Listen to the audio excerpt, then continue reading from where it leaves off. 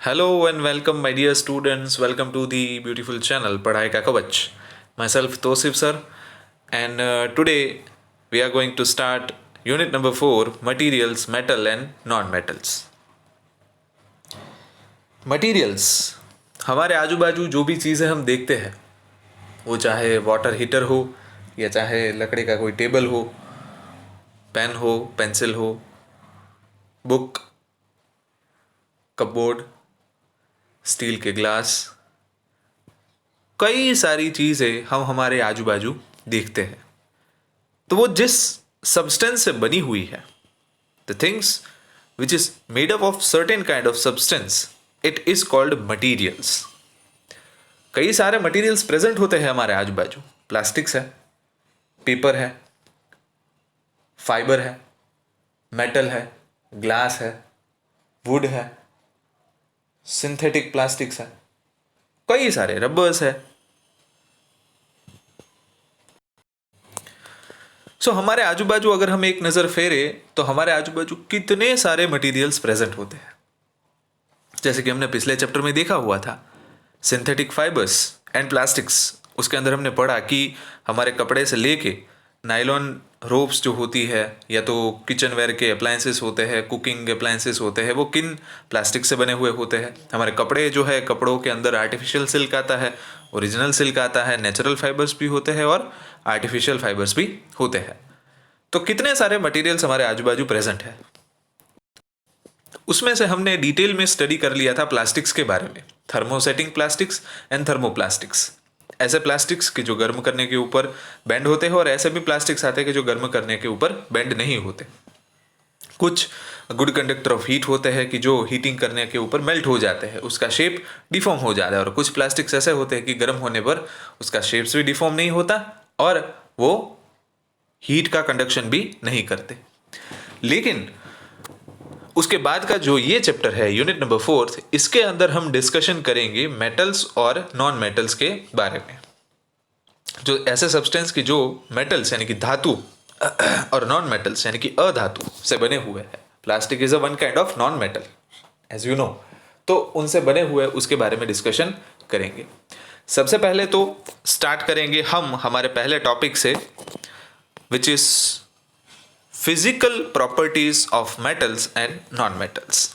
Physical property यानी कि उसके गुणधर्म, उसकी characteristics.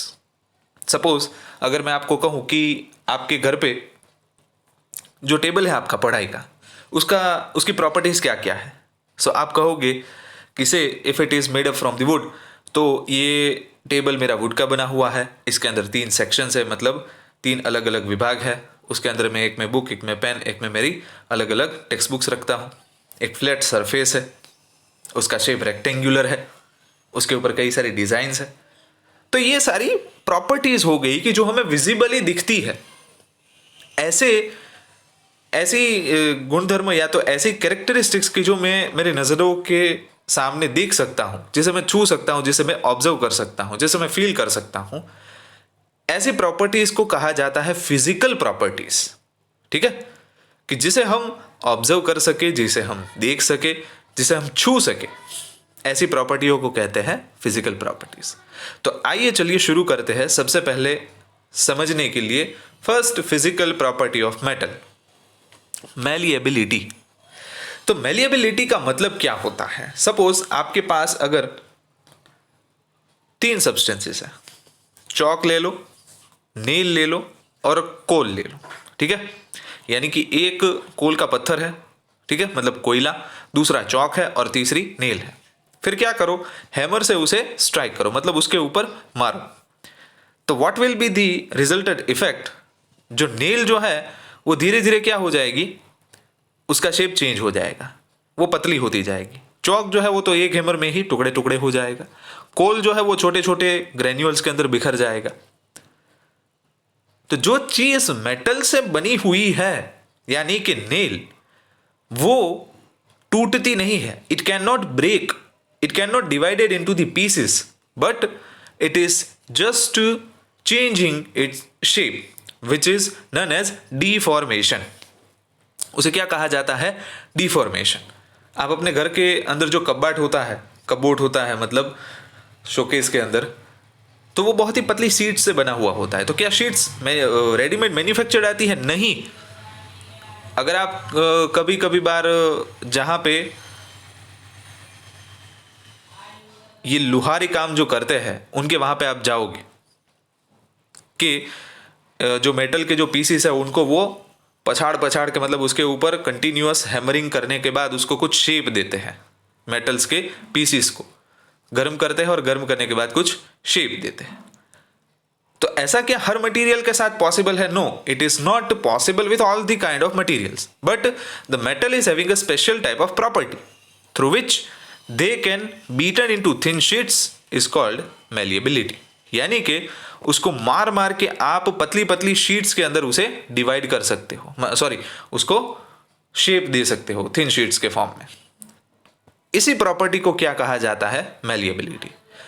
Metals are malleable while the non metals are non malleable. मतलब नॉन मेटल्स जो है, यानी कि चौक है, कोल है, प्लास्टिक है, उसे आप अगर एक बार हैमरिंग करोगे तो वो टूट जाएगा, means it is divided into the pieces, but metal will not. So the metals is having a good malleability. I think now you will understand what is the meaning of malleability. दूसरा है conduction of heat and electricity. Conduction of heat. Conduction of heat and electricity यानी कि कितने हद तक ये ऊष्मा यानी कि हीट, गर्मी, और इलेक्ट्रिसिटी को कंडक्ट कर सकता है, मतलब एक छोर से दूसरे छोर तक इसे पहुंचा सकता है। Metals are a good conductor of heat and electricity. ये कैसे हमें मालूम चलेगा? सपोज आपके घर के अंदर कुकर है, वो कुकर का जो हैंडल है वो प्लास्टिक से रैप होता है। जैसे हमने सिंथेटिक फाइबर्स और प्लास्टिक के अंदर देखा कि जो वो कुकर का हैंडल है वो कौन से प्लास्टिक से बनाया हुआ कौन से प्लास्टिक से बनता है? सेकंड टाइप थर्मोसेटिंग प्लास्टिक से, ठीक है, थर्मोप्लास्टिक से नहीं। तो थर्मोसेटिंग प्लास्टिक की खासियत क्या है कि वो प्लास्टिक जो है वो जल्दी से गर्म नहीं होता।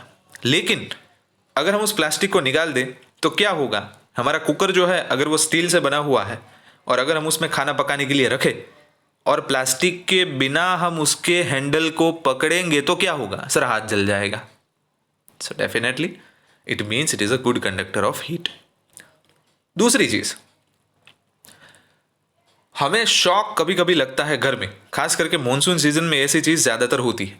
तो शॉक लगने का एकमात्र कारण यह है कि जहां पे मेटल अप्लायंसेस होते हैं या तो मेटल के वायर्स होते हैं, वहां पे इलेक्ट्रिक सर्किट का छू जाना। तो उसको जब छू जाते हैं इलेक्ट्रिक कंपोनेंट्स, तो वहां से वो ट्रांसफर करते हैं चार्ज को। चार्ज को क्या करते हैं? ट्रांसफर करते हैं, यानी कि इलेक्ट्रिसिटी को ट्रांसफर करते हैं। और अगर हमने ऐसा कोई डिवाइस जो है जो खुला पड़ा है, तार, उसको हमने पकड़ लिया तो इजिली हमें शॉक लग सकता है। It means it is a conductor of electricity. So thus metals are a good conductor of electricity as well as heat, while the non-metals are a poor conductor of heat and electricity. हमने देखा ही है कि जो plastics है, plastics को rap कर देते हैं हमारे कुकर के हैंडल को, तो उसके बाद उसमें से हीट हमें लगती नहीं, हम अच्छे से उसको उठा सकते हैं। दूसरी चीज़, प्लास्टिक के मटेरियल को अगर इलेक्ट्रिक शॉक, मतलब इलेक्ट्रिक की जो सर्किट का वायर है वो छू जाए तो वो प्लास्टिक पकड़ने से हमें शॉक नहीं लगता, because it does not allow to conduct electricity. Okay, चलिए, then after third one is ductility. It is the property of metal by which it can be drawn into wires is called ductility. आपने generally steels के, copper के, aluminium के wires देखे होंगे। क्या आपने कभी प्लास्टिक्स के वायर देखे? क्या आपने कभी कोल के वायर देखे? तो कहने का मतलब यह है कि मेटल के अलावा जो भी सब्सटेंसेस है उसे हम वायर के फॉर्म में, यानी कि बड़े बड़े लंबे लंबे वायर्स के फॉर्म में हम उसे नहीं ला सकते। उसका एकमात्र कारण ये है कि उसे हम एक हद से ज्यादा खींच नहीं सकते। मीन्स, तो कहने का मतलब यह है कि हम उन चीजों को ज्यादा, एक लिमिट से ज्यादा खींच नहीं सकते। तो अगर हम उसे खींच नहीं सकते तो उसमें से वायर जो बनते हैं वो वायर हम बना नहीं सकते। लेकिन मेटल के पास ऐसी प्रॉपर्टी है कि अगर हम उसको खींचे तो वो इलोंगेटेड होते जाते हैं। इलोंगेटेड होते जाने का मतलब क्या होता है कि उसकी थिकनेस जो है, मतलब उसका डायमीटर घटता जाता है और उसकी लेंथ बढ़ती जाती है। और बड़ी लंबी उसकी डक्टिलिटी होती है। सर डक्टिलिटी का मतलब क्या होता है? तो डक्टिलिटी का मतलब ही यही होता है कि आप मेटल्स को या तो मटेरियल को खींच खींच के उसमें से तार बना सके, ऐसी मेटल की प्रॉपर्टी को क्या कहा जाता है? Ductility. Non metals are not ductile. Okay. Sonorous, आपकी चाबी गिरती है, पानी का स्टील का ग्लास गिरता है, या तो मेटल का सब्सटेंस कोई गिरता है, कॉपर का कोई आपका बाउल है वो गिरता है, बाल्टी है वो गिरती है, तो बड़ी ही जोरदार आवाज आती है। तो इसी characteristics, after striking one or another surface, if the material produces sound, then it is called as it is sonorous. Sonorous मतलब आवाज पैदा करने वाला। तो मेटल्स जो जनरली होते हैं वो सोनोरस होते हैं, वाइल प्लास्टिक, चॉक, कॉल, ये सारी चीजें जो है वो सोनोरस नहीं होती, उसके गिरने पे कोई आवाज नहीं आती। रबर होता है, रबर तो रबर आप नीचे गिराते हो तो आवाज आती है? नहीं आती। प्लास्टिक जब आप गिराते हो तो उसमें से आवाज आती है, लेकिन बहुत ही कम मात्रा में आती है। मेटल्स के जितनी आवाज उसमें से नहीं आती है। So it means it is non sonorous. Okay, चलिए अभी देखते हैं हम एग्जाम्पल ऑफ मेटल्स। क्या क्या उदाहरण है मेटल्स के? तो मेटल्स के उदाहरण में आपके आजू बाजू में से ही कई सारे ऐसे एग्जाम्पल्स है जो आप ले सकते हो। सबसे पहले तो आयरन, लोहे की चीजें, यानी कि हैमर का जो अगला पार्ट होता है, the upper part of the hammer, it is made up of the pure iron. Second, copper, आपके घर में जो इलेक्ट्रिक केबल्स होते हैं वो कॉपर के बने हुए होते हैं। कुछ कुछ जो यूटेंसिल्स यानी कि बर्तन होते हैं वो भी कॉपर के बने हुए होते हैं। थर्ड, मेजरली कुकवेयर की जो आइटम्स होती है वो एल्यूमिनियम से बनाई जाती है। एल्यूमिनियम वजन में हल्का होता है, दैट्स वाई। ओके, और एल्यूमिनियम की कंडक्शन की कैपेसिटी, हीट कंडक्शन की कैपेसिटी बहुत ही अच्छी होती है, that is why it is utilised in the cooking appliances. Calcium is also a metal. So these are the examples of metals. Then after look at the example of non-metal, यानी कि कौन अधातु है? कोल, कोयला, जो जनरली काले colour का होता है, हार्ड सब्सटेंस होता है, ठीक है, वो नॉन मेटल है। सल्फर, पीले कलर का सब्सटेंस होता है, जनरली मिनरल्स, जमीन के अंदर मिनरल्स के फॉर्म में हमें मिलता है। Carbon which is also found in side the, carbon यानी कि कोल का शुद्ध स्वरूप यानी कि कार्बन, ठीक है। तो कार्बन वो भी हमें मिनरल के फॉर्म में जमीन में से माइनिंग करने से मिलता है। Oxygen, yes, it is a gaseous form of matter, through it is also called non metals. तो इसे भी नॉन मेटल्स में गिना जाएगा, ठीक है। It is in a gaseous form, मतलब इसका मतलब ये है कि हमें दिखाई नहीं देता लेकिन ये होता है।